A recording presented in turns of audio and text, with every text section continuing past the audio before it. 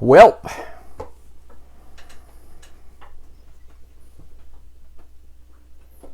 yep. Can't believe it. I just can't believe we're going to be doing this show without a Coach Toop interview, in the queue somewhere, JB. Yeah. We're going to share a lot of memories, I'm sure, today when we talk to him as we do our Week 11 preview, because we have to preview a Secretaries Cup game that's going to be a good one. Let's not kid ourselves here. It always is. Excuse me, I'm not getting choked up. Eating before the show is probably not the smartest move ever. But one of the things, my favorite things about Toop, it wasn't the gruff style on the sideline. It wasn't how he treated his players, which was, kind of very fatherly on most days and then very firm on game days. Tough. Yep, absolutely. But it's actually how he handled you, even though you haven't shown up to a game.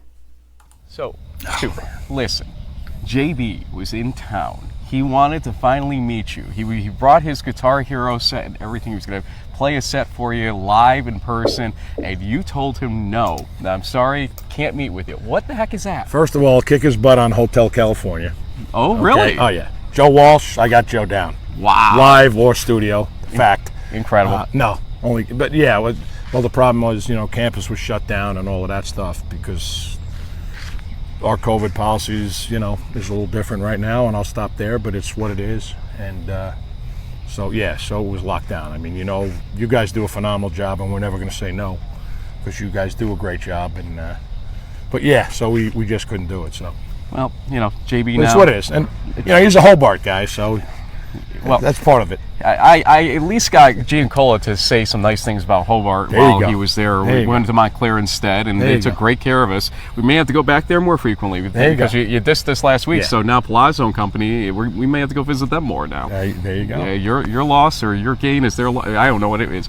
But any words for JB out there, because he did want to meet you, and give him your views of how he's been doing as a co-host for me throughout these. He kills it, I mean, you guys really balance one another great, and I love the back and forth when you guys disagree. That's kind of fun, but yeah, I mean, you guys, for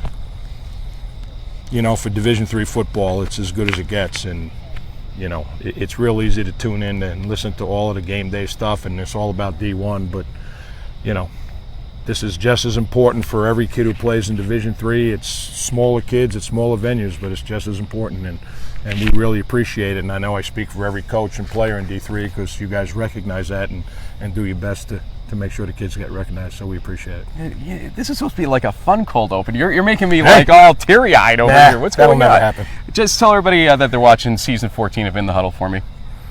This is Season 14 of In the Huddle. Thanks for watching. He did it. He knocked it out of the park. He's my new co-host right there, folks.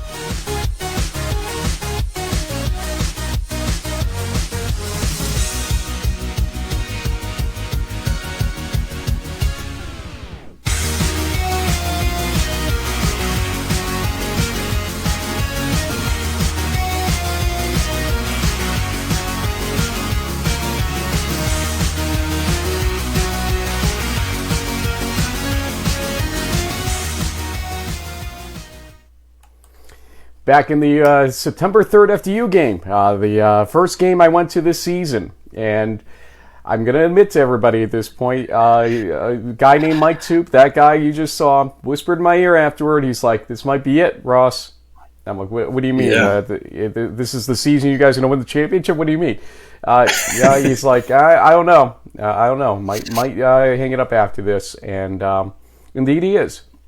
But I wasn't sure he would. Yeah, I wasn't sure if he would. There's that kind of notion that you have after a season like this. Maybe you rethink it. So we didn't bring it up. Didn't talk to him about it. Then all of a sudden we got a text message on, on Wednesday? As we're prepping our show, our Wednesday show. He's like, check Twitter. And like I said the other day, I checked every account but his. And he put it right on his. There's technically nothing on the USMMA athletics website still. It's basically just in his own words, I'm out, basically. Yep. I'm out of here. That's two. So he's joining us in a few minutes here on our show. Week 11 we have to talk about, obviously, in some level of depth. Rivalry Saturday in a lot of ways. And JB, run through these real quick as you saw. What was it? D3 Direct, was it? Or D3 Playbook. Yeah, Yep. D3 Playbook. Great sort of daily update on everything that's going on in D3. And they did a little subsection on some of these long-standing rivalries that we have. The longest-running series still, Amherst Williams, the biggest little game in America. Coach Ray and company have a chance to go 9-0 for the first time, a chance to win the NESCAC for the first time in, a while. I'm not sure exactly the last time, but it would be the first time under Coach Ray's tenure as the head coach there. So good luck to the Eefs. I'm sure the Mammoths are looking to play spoiler. Knox and Monmouth apparently play for a bronze turkey trophy and have for 130 years, and Bowdoin and Colby with the CBB on the line.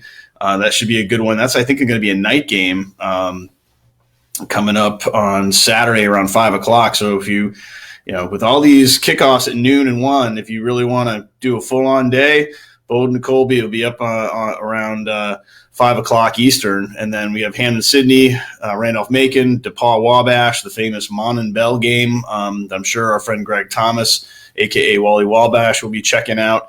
RPI versus Union, Frank, the Shoes, the oldest New York State football rivalry.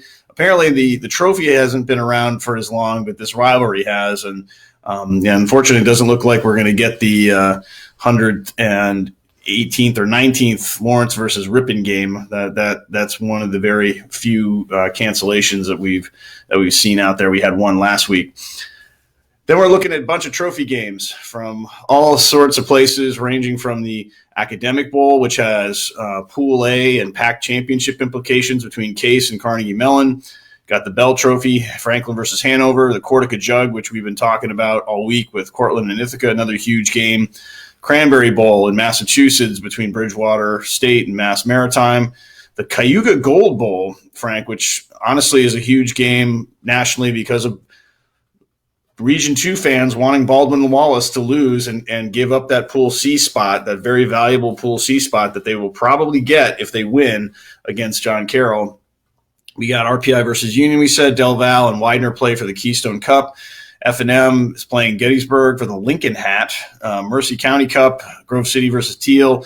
Actually, I'm surprised we don't have the Mayor's Cup on this list, which is between Wilkes and King's College. That's another great rivalry trophy game. But you'll see the rest. Obviously, the Secretaries Cup here, Coast Guard versus Merchant Marine, to go along with a couple of Centennial. The Gold Post were Juniata and Susquehanna, Moravian versus Muhlenberg for the Sodexo, which I guess maybe you get like a gift card to the cafeteria if you win or something.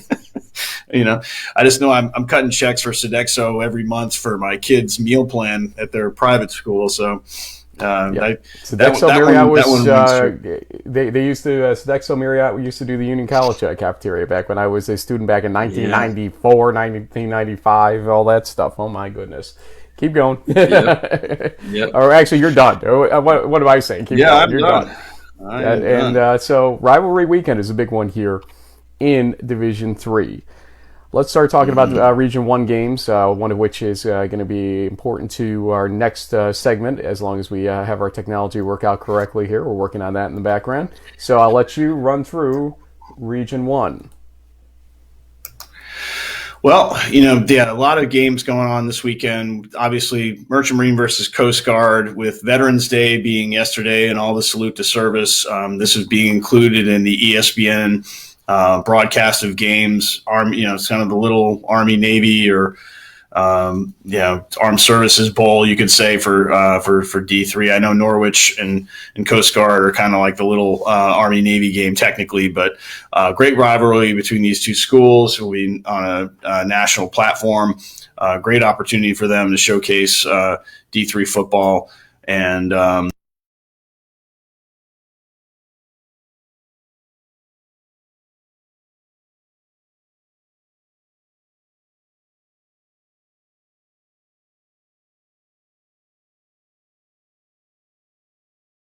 JB, lost your audio. I think you may have gone to mute by accident there. Oh, yeah, looks like I did. So, and happened again, actually. Okay, I'm not sure why I'm cutting out. Can you hear me now? Yep, go for it. Okay. So Region 1, these top two games in the new MAC will decide the new MAC Pool A automatic qualifier for the tournament. It's going to be Springfield Catholic or Merchant Marine. We think Springfield has a slight edge, possibly, assuming they win due to the head-to-head, that would probably clinch it. But if Catholic wins, it's going to boil down to some number crunching, and I'll let Frank explain that later on. We mentioned the Williams-Amherst, the littlest big game. SUNY Maritime is going to try to play spoiler to Anna Maria's hopes to making the playoffs and clinching the ECFC title for the first time in their program history. Meanwhile, Husson versus Western New England, I thought that maybe, Salve had a chance to sneak into a New England Bowl, but I think really this game between the Eagles and the Golden Bears is effectively a play-in game for the CCC New England Bowl berth, because whoever wins this game, since they've lost head-to-head to Endicott, would end up in second place. Endicott only has to beat Nichols, who hasn't won a conference game yet. Endicott wins that game, they pretty much clinch the Pool A. They control their destiny. So Husson, Western New England is a chance for at least a postseason game for these, fourth and fifth year senior classes. So big rivalry conference game on the line there. Jumping down to Region 2, we've already talked about a bunch of these games, the Shoes, the Cortica Jug, the Academic Bowl, between Case Western and Carnegie Mellon. Rick Lackner, the head coach of the Tartans, is kind of like Coach Toop decided to hang it up, and he's 43 years in coaching, I believe, only a couple less than Coach Toop. He will be coaching in his final regular season game, trying to get his team into the playoffs. The Tartans win. They're the PAC champs, and they go to the playoffs. If not, then I think it's Westminster who ends up getting the PAC Pool A bid. So either way, we got a couple of deans of Division III coaching that are hanging it up after the season.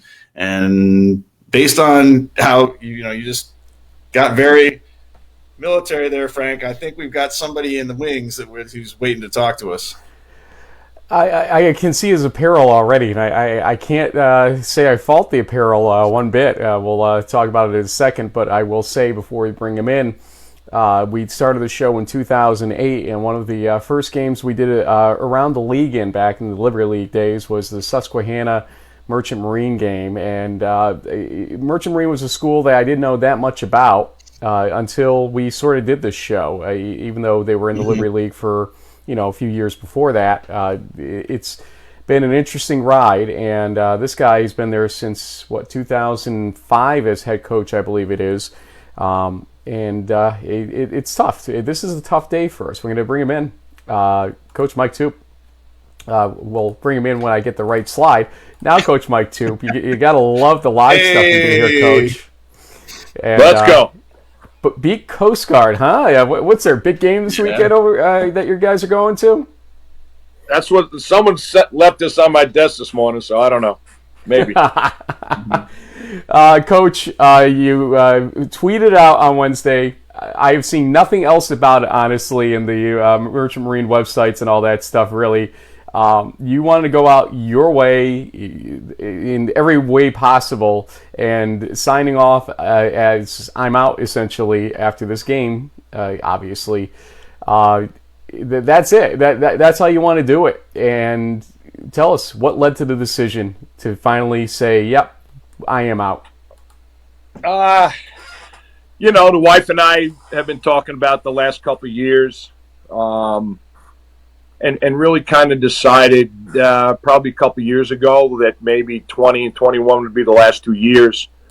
I'm the oldest guy on campus, and which people like to remind me of. And it's funny. I was able to work with my dad, who was a high school coach for a ton of years, and I remember when I was coaching with him, after a game we won, driving, and he looks at me and he says, "I'm done." And I said, "What are you talking about, Pop?" He goes, "I'm done.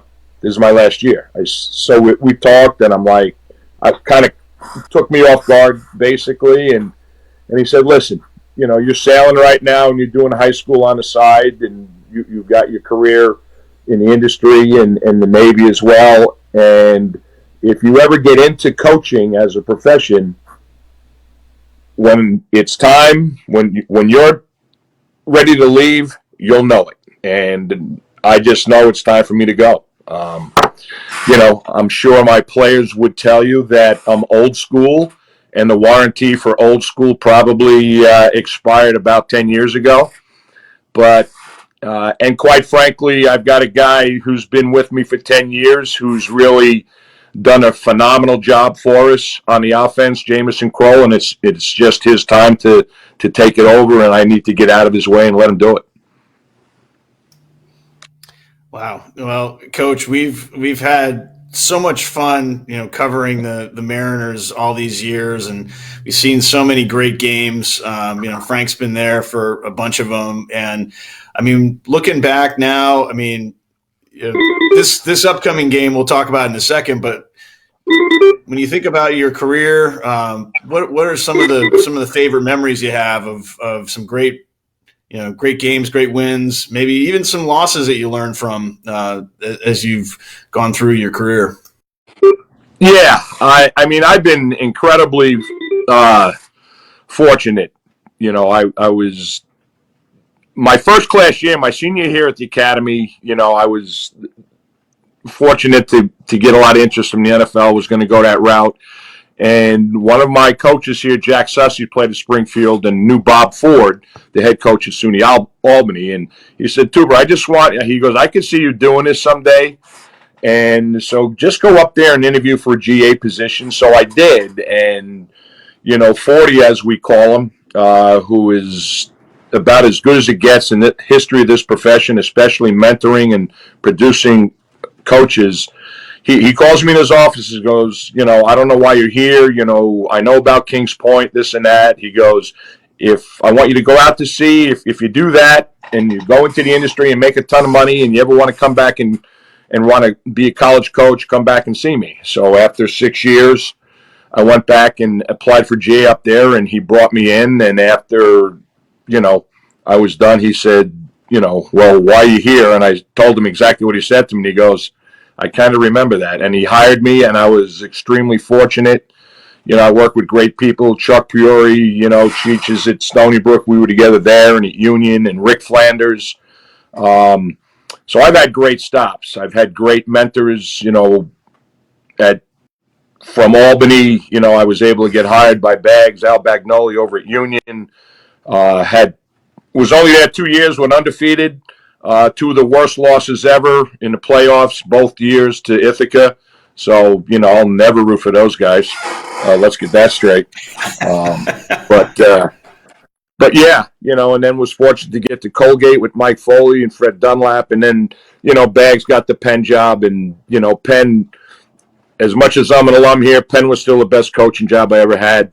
The great thing about the Ivy Leagues, which people don't understand, is they're known obviously for their academics, but the one thing about the Ivy Leagues, they want to be great in everything. And we were really fortunate.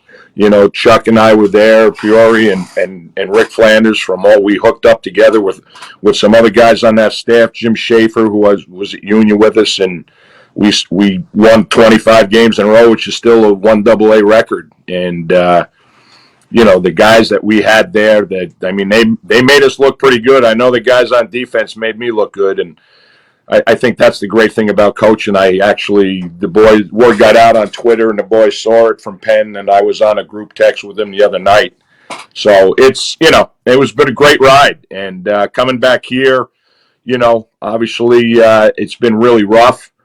Took me quite a while to get things to where I wanted them, especially trying to change the culture of the program and getting guys to buy in and those types of things. But now, like I said, we've been pretty fortunate over the last 10 years, especially the last 5, where we've had some success. But none of that's going to matter tomorrow. Let's get that straight. None of it. Let's say, before we get to tomorrow, let's look at the last 10 years a little bit, because we were kind of front and center on some of the things that are special about your program from the last 10 years. One thing that stands out is the federal government shutdown in a season that you guys were having a special season that year. It kind of was taken from you for a few games, or a couple of games. Can't remember exactly how many, but it seemed like forever, I'm sure, for you guys, the way things played out. There's the Mikey Weinstein, Friends of Jacqueline friendship relationship that you created. That's still our cover photo on Facebook. Mikey, before he passed away, and Chrissy and her family still appreciate you to this day, and I think you still talk to them frequently to this day. What was your number one goal in terms of how you mentored these young men? Because we know the military aspect of Kings Point is going to do a certain level of it, but what was your role in your mind when you came in and began coaching these guys, and how has it worked for you over the last 10 years so well? You know, when I was the head coach at Davidson, when they reached out to me from the academy and asked me to interview for the job, because I was an alum and I was in the profession, and I really didn't have any interest in leaving Davidson, quite frankly. Not too many people want to leave North Carolina for Long Island. Let's get that straight. And so I came up and interviewed, and, the people at Davidson weren't too happy that I did that, and one thing led to another. So I said, yeah. But when I came up here, there were some issues with the coaching staff, and I didn't know what they were. I really didn't care what they were. I didn't want to know what they were. But when I listened to the mids that were involved in the interview process, it reminded me of my first class year here. When I was in first class in my senior year, George Paterno was our head coach my first 3 years at the academy. And to this day, George, got into it with the administration and didn't coach our first class year. And to a man, every guy that I played with will tell you that if George and his staff coached us our first class year, we probably would have won the national championship, or definitely would have gotten very far. Because we were loaded. The year before, we just missed an invite, and that's back when we only had 8 teams. My first class year, the head coach came in. They hired him 3 days before practice started. And to make a long story short, there were a number of issues, and which ultimately wound up in us boycotting and not playing unless they dismissed him as the head coach. And we're ranked nationally at the time. And, we made it through the season, and very, very bitter about my first class year, simply because we were a playoff team. We refused to bid to the playoffs because all the news came out. We didn't practice for a whole week. We did a Friday walkthrough and then played our game on Saturday and won it. But when I came back, my entire focus was to try and provide the best experience for these guys playing football, just based on what, the boys and I really didn't get our senior year because of what transpired. So, that's always been my underlying reason for coming back here. It's something that, I email all the boys. I call them the boys. They're the guys I played with. I've been doing it ever since I got back here, emailing them on Fridays, and, as soon as and some will be at the game tomorrow, and it's first thing we see, when we see one another and we, start talking, we talk about, first class year and how things didn't, how we kind of got robbed out of it. So, that was my motivation. And it took me a while to get kids to buy in and do those things, but because it's more than just wins and losses. I did the D1 stuff for a bunch of years and actually turned down a job in the NFL. And for me, it's this place is about building leaders, no different than the guys up in Connecticut and the other service academies. There's a different responsibility when you coach at these places. It's about building future leaders in the maritime industry, and we got a bunch of guys. 33% of my guys are going active duty. There's guys that I've coached that lost their lives in the war, which is traumatic.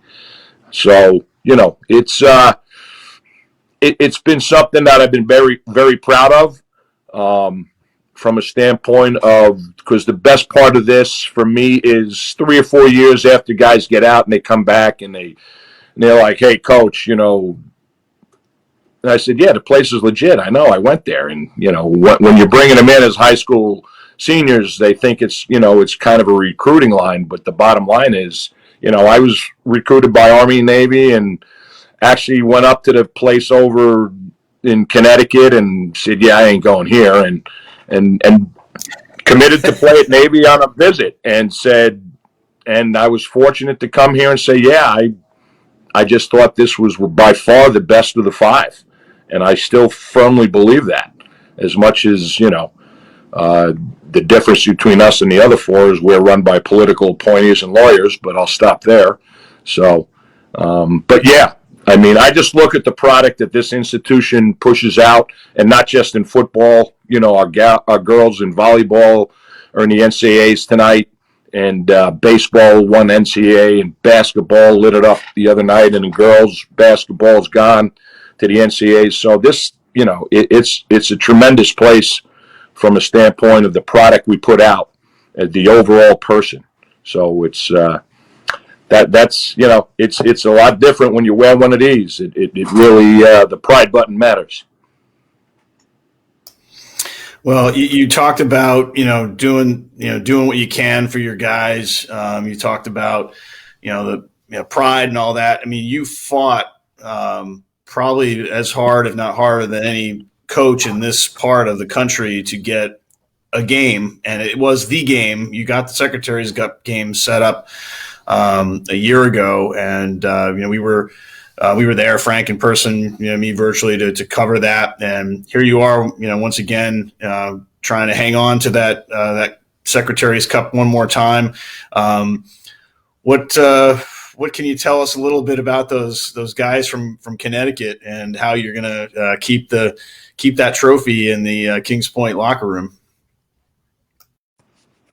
I told my guys the other night something I've never told any of my teams here. My first class year, we opened with Coast Guard at home, and we beat them 9-7. Trippy and Choo Choo, the 2 guys that played in front of me, the deep tackles, they were able to split it open, and I blocked a field goal with about 4 minutes left, and we won 9-7. We were ranked 5th in the country. Coast Guard was 0-10. So I think that kind of puts things in a nutshell from a standpoint of, I don't care what our record is versus their record. Everyone says, well, they lost to Springfield 60-0. I said, and I got after my guys. I said, if you take one look at the Springfield game, you won't graduate, because those guys, no pun intended, are loaded for bear. They are coming after us. And so we're going to get everything and more. We expect this to be a hell of a football game. And by the same token, let's get one thing straight. We're going to show up. We're going to show up. Trust me. Because I'll tell you right now, I talked to the ESPN guys the other day, and they said, well, you don't seem like a sentimental guy. And they got that one right. And they said, well, if your last speech to the team, I said, I already gave the team my last speech. And they were like, really? I said, yeah. I said, I told the team on Monday, I said, underclassmen, if you lose to Coast Guard, I'm coming back. So I feel pretty good about this one. They're going to make damn sure we get this one. Otherwise, they're going to see me back next year. So. Oh my! It's kind of interesting. Coach Grant gets Booger McFarland doing his interview, and you get Frank and James. I'm not sure who got the raw end of this deal. Listen. We made out in that deal. Let's get that straight. They can get all the pub. Booger can talk to them. That's fine.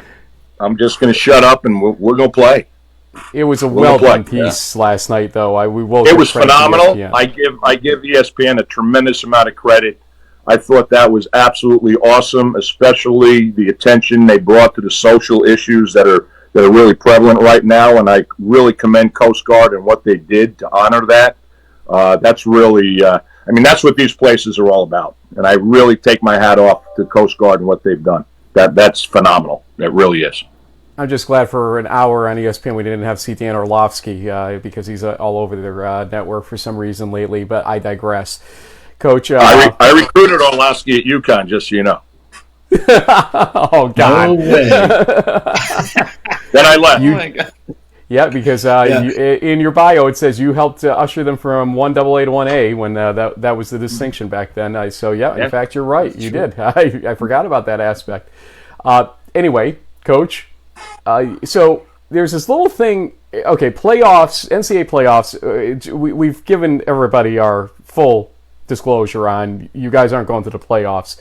That's just the way it is. The tiebreaker is not in your favor. The situation with Pool C won't work for you guys once your SOS settles down this weekend. Okay, we know that.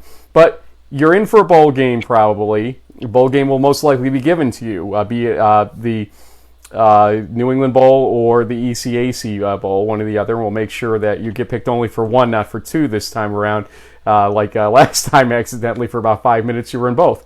But, Coach, are you going to basically say, Jameson, here's the keys, if you go coach that game? How are you going to handle that situation? Because that seems to be a little missing from the context here. It sounds like tomorrow is your last game, but what happens if a bowl is given to Kings Point?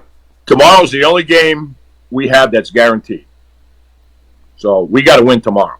And if we do, then, we'll worry about that when we get to the locker room. Crow ain't getting the keys until I walk out of here. Let's get that straight. So he's a Springfield guy. You can't give the Springfield guys the keys that quickly. Come on. Yeah, right. Well, listen, Springburgers, they drive those Fred Flintstone cars when they're running with their feet. So let's get that straight. Oh my goodness. That's Coach Sarazulo and Company. How you doing, folks? Anyway, I'll go for one more here, Coach. What are you going to miss most about this? It'll always be the relationships. You connect. And I think any coach will tell you that you can't put a price tag on. When you get an email from a player that you coached, 45 years ago in high school. A bunch of the guys reached out that played for my old man and I at Chaminade High School here on the island, and so those are the things that just stay with you, and that's the tough thing, leaving that. Yeah. Well, Coach, I wasn't surprised when you started off and you mentioned that you talked to the wife, who is probably the real CEO of the Toop family. If she's anything like my wife Jen, she's probably not a fan of jerseys, hats, football paraphernalia. I can see you got about 10 or 12. The Toop collection of hats up there is pretty impressive. Mm-hmm. Is Mrs. Toop going to be, do you have like a section in the Toop household for all this Mariner stuff, or are we going to have like an auction to get Toop paraphernalia, autographed jerseys, maybe, mustache T-shirts that somebody is wearing right now, to what's happened with all this stuff here? When we bought our first house, the agreement was I get one room. Okay, it started out as a closet. Okay. Now it's a regular room in the house. So I get one room, so that's mine. My last day at the academy here will be July 30th of 2022. And I can speak for every coach. Wives get lost in the sauce when it comes to this, and she's my hero. I mean, believe it or not, I met her here at the academy about 4 or 5 years after I got out of here at one of my buddies' wedding. She was a cousin of 8-7's wife, and so I met her. We talked at the wedding for a bit. I took her out, and we're having dinner, and she never saw a football game before. So I was like, okay, this is going to be very interesting, and 40 years later, she'll be in Kings Point football gear from head to toe tomorrow. Let's get that straight. So, but she's done it all like every wife has, and 7 different colleges we've worked at and 7 different houses, and you guys know in this profession when the guy picks up the phone and offers a job and you say, yes, you got to go the next day. And she was always stuck 6 months behind, taking care of the house and taking care of the kids and doing those things. And, I married the all-time greatest, football wife. Let's get that straight. That said, your wife has a great husband. We've grown to really appreciate and love you over the years. The thing that I'm going to tell you to your face here, or at least virtually, that I've always appreciated about you, Toop, is this word loyalty. You've been always loyal to people that have made sure that, they've given you the right respect level along the way. When we were at this little old show, on Blog Talk Radio, Eric Wren and me, back when, you didn't hesitate to come on and talk to us. When it came to the federal government shutdown, you didn't hesitate to give us the information we needed to keep people updated behind the scenes. When it came to just about anything, you gave us access galore. And when it came to Secretaries Cup 2020, one of 6 games played in Division III in that season, you made sure we were there. You made it known to everybody that we were going to be there. Get the test done, Ross, and come on down. And you worked your butt off to make sure that happened, and we appreciated you for that.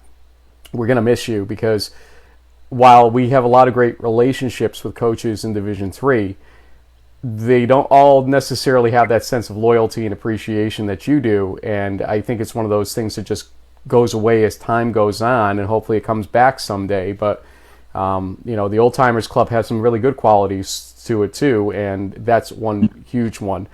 Last question for you. How special is it to go out with this team in particular? Because I know you've been talking about these guys in particular a lot to your first class guys and everything else. Talk about your relationship with this team in particular, because I know they love the hell out of you right now. Yeah, I could. You could almost see it when they were plebes, because we had a really good season in 2018, which ended very poorly at home against Coast Guard, and these guys remember that vividly because they were plebes that day. A number of them were in the mix, were getting some time, but I think the thing that these guys really did an outstanding job of was they really listened to the first-classmen. I always tell, when the plebes come in, the first thing I say is don't listen to the third-classmen. Don't listen to the sophomores, because, they just added a stripe to their shoulder board, so they think they know everything. They don't know a damn thing. Listen to the first-classmen, because they've been here for 4 years or going on 4 years, and they've been through the mix. They know the most about the place. They know how to navigate it. If a guy's been a first-classman and he's in my program, then he's doing things the right way all the time, and those are the guys you got to lean on. And that's where these guys did a great job of listening and seeing every class. The thing that you guys well know, Bakes, you certainly know as a player, is that every team is different from a chemistry standpoint, and the common fallacy nowadays, and certainly next year for this program as well, you guys went 7-1 or 7-2, so you guys got it, you guys are going to be good. Well, it doesn't work that way, because you lose guys and you have different personalities, and the chemistry is different. And these guys recognize the differences in each team above them, and they did what they thought. I always say this: if all your seniors are on one group chat, one group text, you got a shot. If you've got 3 or 4 different group chats in your senior class, that can be a little bit of an issue. So it's because, and there can be differences of opinion, let's get that straight, but as long as everyone's on the same page, ultimately, you're always going to have a shot. And that's what these guys have done a phenomenal job of. They've bought into all aspects of the academy. It's not just about being a football player and that kind of thing. It's about all 4 pillars, the academic part of it, the C year, the regiment and athletics. And I think the other pillar that we've added is the community service part. Especially our guys have been very active when it comes to the social issues that have been prevalent the last couple of years. Our guys have been at the forefront of that, which I'm really proud of. So, that's what this class has done to distinguish themselves. And, and then and when you got some guys like Blank and, 4, and 9 and, the guys up front, Goldade and Smitty and Kiernan, and when you got some guys that can flat out play, it makes it that much better. And that's why these guys have earned everything on their own. Trust me. Wow, yeah, it's been so much fun all these years to get to know the Mariners and be kind of part of this, academy, extended family. I know that, especially when, we got to know Mikey and the Weinstein side of things, we got a little, maybe a little more entrenched into what, this whole thing is really all about. Because even though on one hand you can look at these, Mariners as soldiers or seamen or what have you, at the end of the day, like you said, Coach, it's about the people, it's about the relationships, and we have just been so privileged to be part of yours.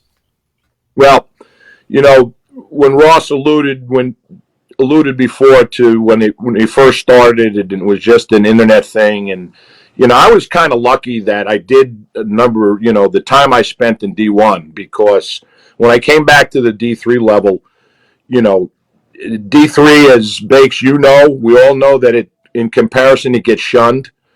And when you guys started this up, I thought, when you reached out, anything I could do to promote Division III or help promote your cause, because you guys, D3Football.com, you guys are you're carrying the flag for Division III football.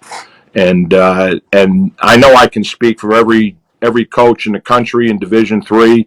I'm lucky that I have a great relationship with you guys, so I get to talk to you more. But what you guys have done for the sport of football in Division III is unmatched.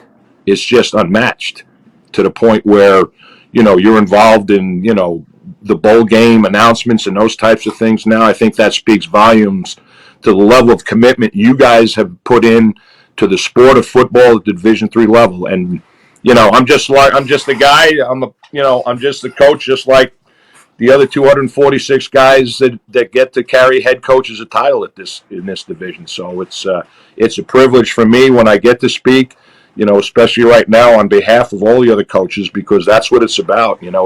It's about the kids, and they're the ones putting in the time, and they're the ones grinding. So I know I can't thank you guys enough for what you guys have done for the sport of football in Division III. So we're indebted. I think the reaction from the Ralph Isernias and many others out there, Dean Paul and others I saw, will tell you that you are not just another coach, that you are a special coach and a special person to so many people out there. Well, Isernia is going to put something up because I recruited him when I was at Albany State and he didn't come. So he's still trying to make up for that. Let's get that straight. Okay, thankfully you did that because I was starting to lose it over here a little bit. Thank you for that. But, Coach, good luck tomorrow. We'll see where things go after that with respect to bowls. I'll see you tomorrow. I'll let you know right now. I'll see you tomorrow, Coast Guard. Alrighty. Jason Southard, no, I am coming. Despite the fact there's about a 3% differential, the margin of error we're allowed to use here to say, Cortica, we'll see you at Yankee Stadium next year. This is our Yankee Stadium game this year, which is at Coast Guard. It's going to be a big one. I appreciate it, guys. Really appreciate it. Thanks a lot. Thanks for everything. Thank you, bud. See you tomorrow. Appreciate you. Good luck. Whew. Yeah. Man. Where do you go from here? We have football to preview something? Yeah, seriously. Let me get to that Union Holy towel shit. again. Where is it? Yeah, I can't even find my stuff on my screen right now that we need. Okay, here it is. That's great. I'll do my end of the bargain here because you carried us through Region 2. No, I can keep rolling, Frank. I'll just, once again, we kind of covered the left-hand side, and once, as I said last time, no disrespect to Region 3, but the reality is every single one of those conference races is wrapped up. We know that there could be there's some rivalry stuff going on, but there's, not much else really happening there. So what we're focused on now is going to the bigger picture nationally. John Carroll versus Baldwin Wallace is a huge game, not only for that trophy that they play for, but there are some teams in Region 2 and elsewhere that are hoping that maybe John Carroll can pull off the upset and knock Baldwin Wallace out of what is turning into about a 1 or 2 team Pool C race. So that is going to have a huge impact on the playoffs. Mount St. Joe's against Rose-Hulman. It's one of those things. I think it's a formality of certain respects, but Rose-Hulman can win their conference. I thought they already clinched, but maybe they technically have to check this one off the list to punch their ticket, but they should be favored in that game.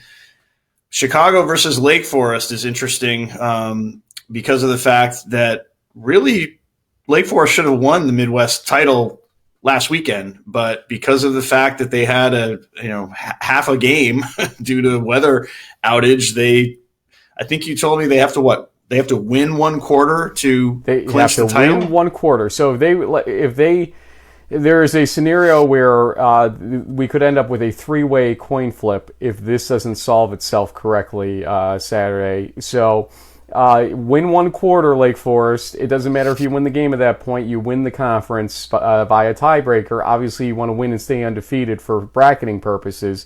That's what we're up against. I'll take you through Pool C, Region 6 real quick here. St. John's versus Bethel. At Bethel, I don't know why they're doing it this way, why Bethel gets the home game on this one, but it is what it is. Remember, St. John's has a quarterback change due to injury, and so this is a different quarterback now for St. John's versus Bethel. It could be a benefit to Bethel or maybe not. Who knows? It looks like they hosted Bethel in week 4, so maybe that's why they're switching it around. You would think that you give the priority to the team that had the better record or that beat one another as one of the. Or maybe it's one of those weird odd even years, like this division gets to host. Westminster W&J had this thing last in the spring too. Remember, in their championship game where it was played at Westminster, and everybody thought it should have been at W&J. So this happens, but I was a little surprised when I double checked that today. Greenville, Minnesota Morris. So here's what happened. Martin Luther has one less game than these two teams once this game gets played due to a COVID cancellation. So all three teams could end up as one-loss teams, ultimately. I just want to make sure I'm getting the right team, ultimately, as I say that, in terms of who's who and what's what in that. So as I say this out loud, the winner of this game, because of the fact that you would escape a 3-way tiebreaker, and Greenville has the 5-0 record in conference right now. So if Minnesota Morris beat Greenville, there would be one loss across the board for Greenville, Minnesota Morris, and Martin Luther. But Martin Luther is down a game because of that cancellation. So there's no provision I can find in their tiebreaker in the UMAC to account for that for Martin Luther. So Greenville or Minnesota Morris will win the championship by winning this game is what I understand this to be. I can't find anything telling me otherwise at this point. And then UW River Falls. Yep, UW River Falls, UW Oshkosh. For the slight hopes of Oshkosh to be in the mix with respect to Pool C should carnage occur. That's why this game is sort of here. It also would help buoy lacrosse a little bit to keep Oshkosh ranked. And that's another thing to look at in Region 6. So that's why that's featured. Okay, let's see what we're supposed to do here, I guess, at this point. And I lost the game on you last week. How does that happen? I mean, I was rolling. I almost went perfect the week before. Come on, how does that happen? It did. Well, it's just it's all part of the dramatic regular season finish that we're trying to provide the viewers here, Frank, with this exciting race.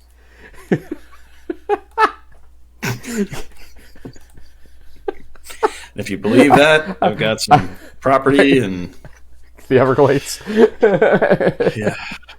Yeah, that was. The one thing we forgot to ask Coach Toop is where, if is he going to stay on the island? Is he going to, move down to North Carolina and play golf and guitar like Coach Saloom? Or I guess South Carolina is where the Zoomer ended up. But, maybe he's going to come down to Florida. He could, take me sailing. I don't know. We'll have to ask him tomorrow after the game.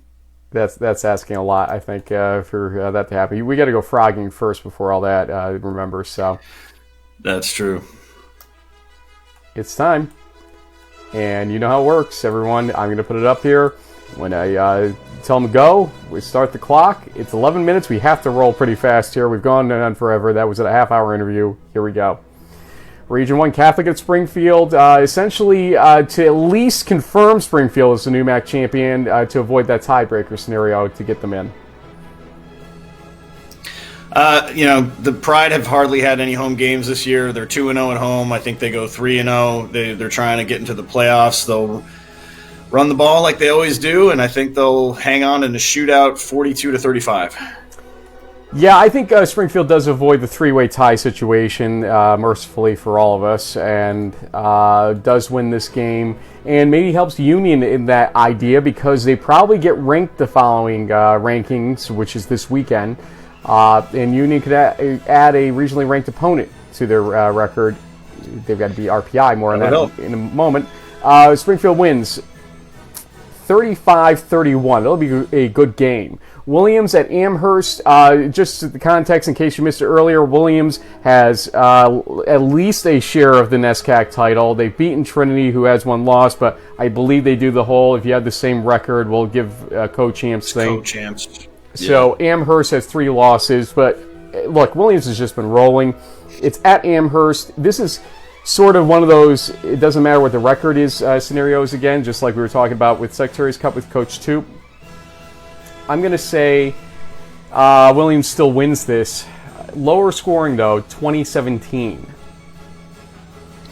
Yeah, I think Coach Ray's done a great job building up the offensive and defensive lines for the Eves, and I think that'll be the difference in this game. I like the low score, probably like a 24-17. It'll be close, but I think the Eves win. Weather will be rainy throughout the Northeast tomorrow, including New York, just for those wondering. SUNY Maritime and Anna Maria for the ECFC, potentially for Anna Maria. Go. Well, the AMCATs played with fire a little bit here and there, but I think SUNY Maritime just a little bit of a younger squad. I think the AMCATs will hang on and win, but it's going to be a close one, 31-28. Yeah, Cohen seems to be a pretty special quarterback that Coach Maroney has over there. So I'm going to pick Anna Maria to win at home and win the conference and get a playoff berth. Who would have thunk it 2 years ago? We keep saying it, but honestly, this is one of the biggest surprises out there. Anna Maria wins 34-17. Husson at Western New England. CCC battle here. I think the home team wins here, especially in the elements. It's going to favor Western New England. It's going to be rainy there, definitely, in Springfield for this game. And I will give Western New England the 31-24 win. I was leaning towards WNE also, but every time I pick against Husson, they always win. So, it's a long trip for them from Bangor to Springfield, but the Eagles just seem to be just this tough out. So I'll go with them in a close, lower scoring game, 24-17. It's ironic. I didn't even realize I did it, but we forgot a Region 1 game here, but we're going to save it for later at this point. Up top, it was completely by accident. RPI Union for the shoes and the Liberty League title for either RPI or Ithaca ultimately. I will start once I find our music as well here. But that said, Union, I think, got a good lesson last week of sort of assuming too much about your team. They do have the weapons to win, and I think they just sort of didn't have the wherewithal to use them all last week, and Ithaca took them by storm, especially in that first half. We warned about that first half last week. I think Union comes out strong in this game at home. Wish it was under the lights. Really do. Union wins this 27-20. Yeah, it sounds a little bit like that Hobart game that you and I were at. I mean, RPI has lived dangerously all season. They've been in so many close games. Just the offense just struggled so much last week and the last couple weeks. And I just feel like at home, Ross Jr. and Iribor, it's just a different story. So, yeah, I think the Dutchmen are going to eke out a close one. I'll say 24-21. It might come down to an Andrew Lau field goal. Ithaca, Cortland, Cortica. This is going to show really, has the Empire 8 kind of dropped off and the Liberty League taken control of upstate New York? I mean, Cortland has looked so awesome. I'm leaning towards the Dragons as the home team. They haven't won the Cortica Jug in a while, but Ithaca winning wouldn't surprise me. But I'll go with Cortland in a 27-20 type of game. Wahid Nabi told me Ithaca by 40. Again, Coach Nabi, I'm going to go against you on this one. Maybe we'll put a beer on the line or lunch or something on this one as a friendly bet. I'm going to pick Cortland here, 35-25. Case Western Reserve at Carnegie Mellon. So again, if Carnegie Mellon wins, they win the pack. If Case wins and Westminster wins against Geneva, Westminster wins the pack. Boy, I'm tempted. What happens if Carnegie Mellon and Westminster lose? We haven't talked about that yet, but I hate you when you do this to me and live. Aaron should have asked me this an hour ago. I could have actually tried to figure this out. Anyway, we'll try to figure it out now after I give you a pick. Boy, I'm tempted here. Drew Saxton, Case Western Reserve.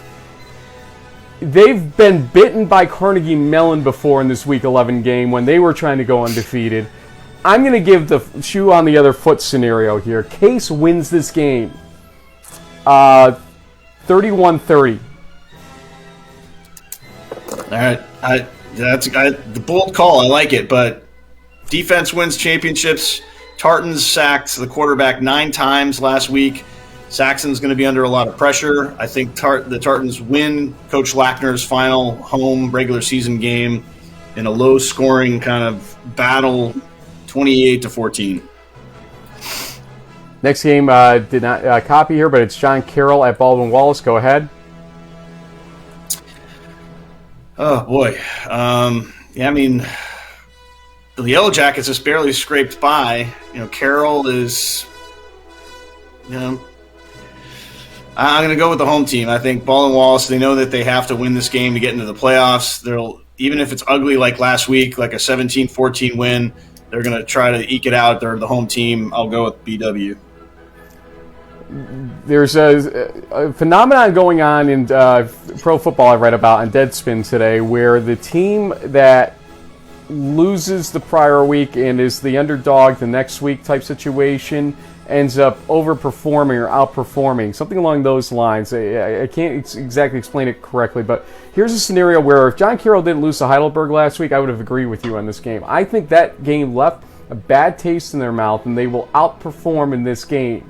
John Carroll takes one back to the bubble in terms of Pool C for everybody by knocking off Baldwin Wallace 27-21. Next one up is the Heartland Championship game. Mount St. Joseph at RHIT, Rose-Hulman. I like Mount St. Joseph on most days, but I like RHIT in this game at home. I think this has been a really wacky Heartland season. We didn't focus on it much, but any given week it seemed like who's going to be the top dog, and to land on these two teams was a little surprising to us. I want to say that it was these two teams. Yeah. Rose-Hulman, I think, wins this game, low scoring, 21-17.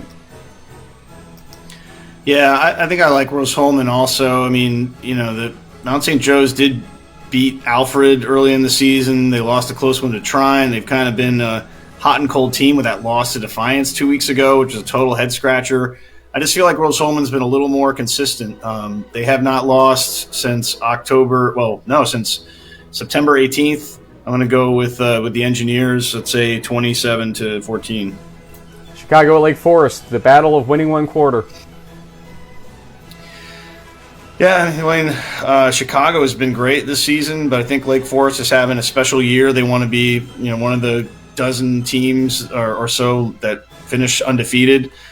I'm going to go with Coach Cat and the Foresters. High scoring game, 45-35, but LFC all the way.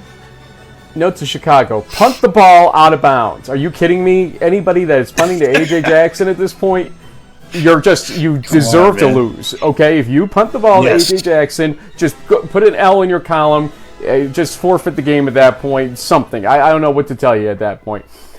Lake Forest wins. 31-20. St. John's at Bethel for the MIAC. I will say Bethel wins. This is my upset special of the week. Bethel wins and actually takes away a bubble slot. So this is kind of the exchange of bubble slots from the John Carroll Bowen Wallace game I was talking about. Bethel wins 17-14. Wow. Well, I'm going to stick with Johnny Magic. They've been pretty consistent. We even talked about them as a possible 1 seed.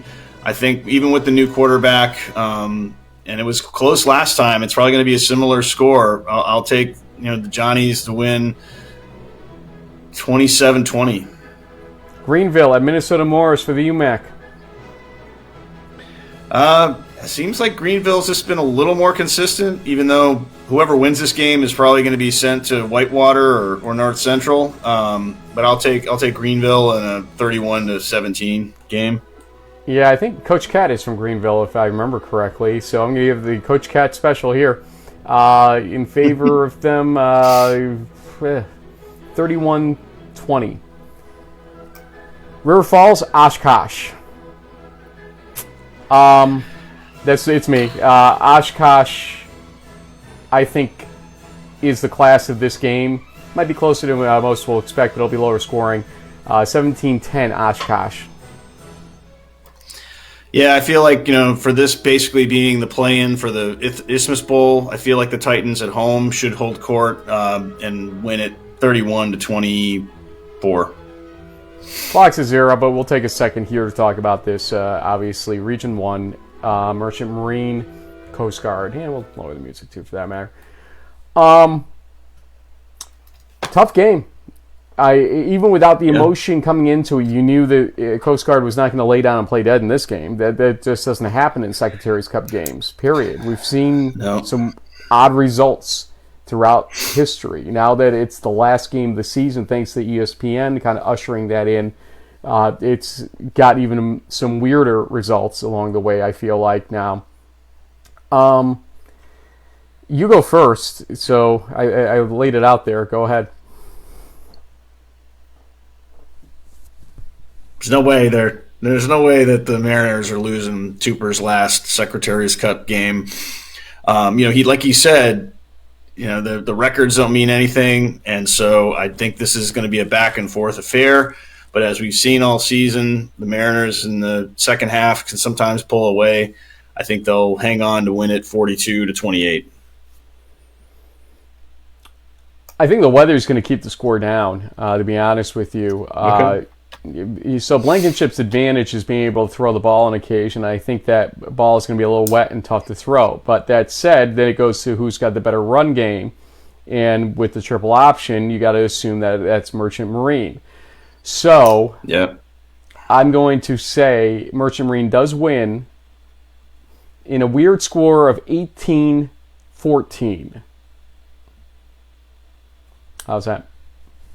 Some safeties and field goals and other funny stuff going on. I'm thinking, or missed extra points along the way, stuff like that for sure.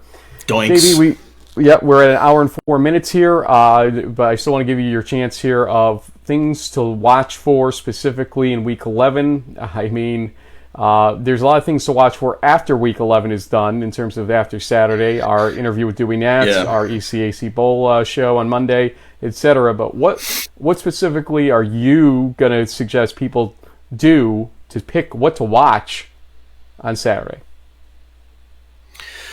Well, unfortunately, for the average fan, the schedule doesn't help us out very much because huge chunk of these games are all at noon and 1 o'clock. So there's going to be a huge overlap. So you're going to it's going to have to be like the Blitzer. You're going to have multiple games kind of on your screen at different times, bouncing in, checking in, looking at Twitter, because there are so many kickoffs at noon and 1 o'clock. It's going to be tough to really focus in on a single game. Obviously the Secretaries Cup being on television, frees up one thing. You can, put that on and check out stuff with other devices. But I think at the end of the day, Frank, the most compelling story of this weekend will be what's going to happen in those final 1 or 2 Pool C slots. Like we said before, I feel pretty good about Wisconsin lacrosse getting one. Feel pretty good about Wheaton getting one out of Region 5. I feel pretty good about maybe Baldwin Wallace if they win. So the Wallace John Carroll game is definitely something to keep a focus on. If John Carroll wins that game, it opens some things up. But like you said, with if Bethel somehow knocks off St. John's, and that's St. John's is going to get a Pool C bid, so that could be a wash. We saw that weird stack ranking in Region 2 where Union was below Hopkins, and the Ithaca Cortland game is going to have an impact on Pool C. We're going to see RPI could win the Liberty League, or they could just be knocked out of the playoffs altogether. Maybe they get to host an ECAC bowl game. Can Union jump up with a win over RPI?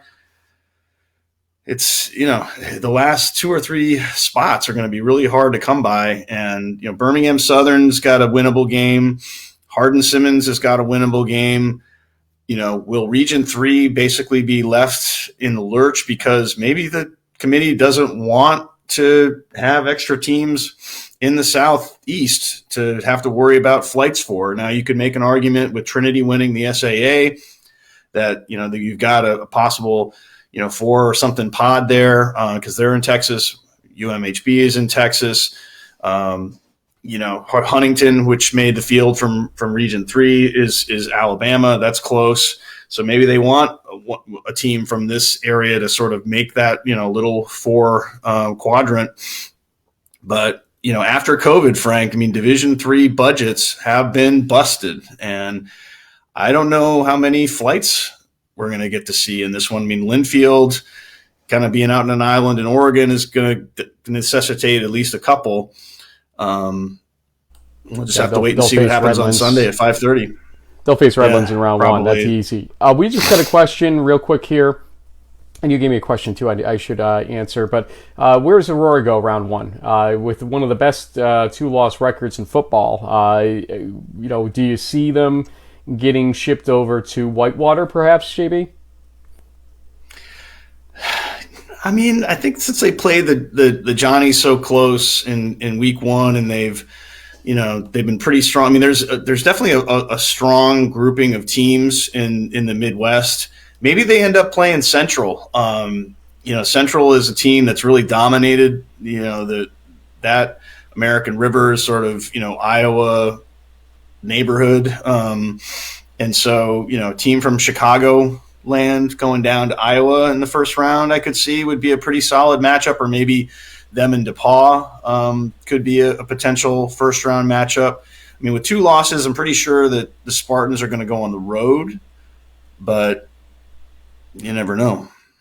To answer your question about what happens in a 3-way tie of 2 losses in the pack, the answer is Carnegie Mellon has beaten both Washington and Jefferson and Westminster this season, and therefore would get the tiebreaker if both. So they don't even have to win the game. They have to win the game. If Westminster loses, they wouldn't have to win the game, but they'll be playing simultaneously, so you can't go by that. You've got to win your game in that situation. Yeah.